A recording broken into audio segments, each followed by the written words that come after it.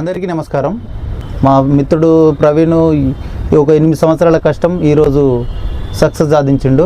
దీన్ని చాలామంది ఇన్స్పైర్గా తీసుకొని ముందుకు సాగుతారని కోరుకుంటూ ఇవాళ మన గెస్ట్ మేఘరాజ్ గారు స్టేట్ టాపర్, ఒక పార్కింగ్ బాయ్ నుంచి ఒక జూనియర్ లెక్చరర్ స్టేట్ టాపర్గా ఎదిగిన సక్సెస్ స్టోరీ ఇవాళ మనం తెలుసుకునే ప్రయత్నం చేద్దాం.